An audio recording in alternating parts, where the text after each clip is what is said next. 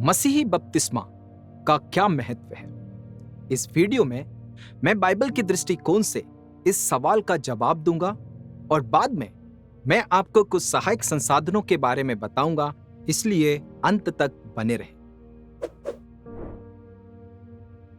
मसीही बपतिस्मा उन दो आज्ञाओं में से एक है जिन्हें यीशु ने चर्च के लिए स्थापित किया है।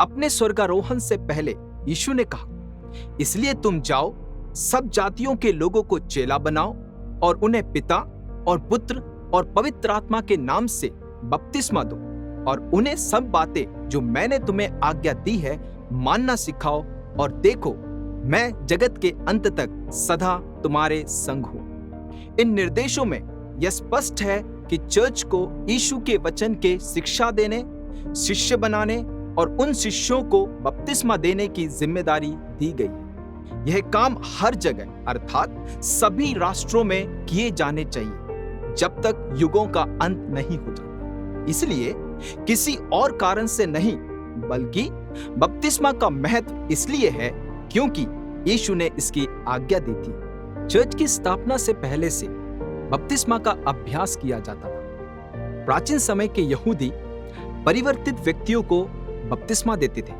ताकि उनका शुद्ध स्वभाव सिद्ध हो सके। यूहन्ना बपतिस्मा देने वाले ने बपतिस्मा का उपयोग प्रभु के मार्ग की तैयारी के लिए किया, जो सबके लिए है, सिर्फ अन्य जातियों के लिए नहीं, क्योंकि हर एक को पश्चाताप की आवश्यकता है। यूहन्ना का बपतिस्मा केवल पश्चाताप को दर्शाता है। यह मसीह बपतिस्मा जैसा नहीं है जो प्रेरितों के काम 18 के 26 और 19 1 से 7 में दिया गया है। मसीह बपतिस्मा का एक गहरा महत्व है। बपतिस्मा पिता, पुत्र और पवित्र आत्मा के नाम से दिया जाता है। यह मसीह बपतिस्मा है। इस आज्ञा के द्वारा एक व्यक्ति को चर्च की संगति में स्वीकार किया जाता है। जब हम उद्धार पाते हैं तब पवित्र आत्मा के द्वारा हमारा बपतिस्मा मसीह की देह में हो जाता है। पहली कुरिन्थियों 12 का 13 बताता है, क्योंकि हम सब ने, क्या यहूदी हो, क्या यूनानी, क्या दास हो, क्या स्वतंत्र, एक ही आत्मा के द्वारा एक देह होने के लिए बपतिस्मा लिया और हम सबको एक ही आत्मा पिलाया गया।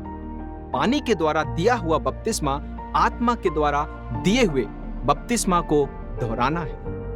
मसीही बपतिस्मा एक ऐसा माध्यम है जिसके द्वारा एक व्यक्ति विश्वास और शिष्यता को सार्वजनिक रूप से स्वीकार करता है। पानी के बपतिस्मे में एक व्यक्ति इन शब्दों को कहता है कि मैं यीशु में अपने विश्वास का अंगीकार करता हूं। यीशु ने मेरे प्राण को पाप से शुद्ध कर दिया है और अब मेरे पास पवित्रता का एक नया जीवन है। मसीह बपतिस्मा मसीह के मारे जाने, गाड़े जाने और पुनरुत्थान को दर्शाता है और साथ ही यह पाप के प्रति हमारी मृत्यु और मसीह में नए जीवन को भी दर्शाता है। जब एक पापी प्रभु यीशु को अंगीकार करता है तो वह पाप के लिए मर जाता है और एक नए जीवन के लिए जी उठता है। पानी में डूबना पाप के लिए मृत्यु को दर्शाता है और पानी से बाहर निकलना उद्धार के बाद शुद्ध और पवित्र जीवन को दर्शाता है।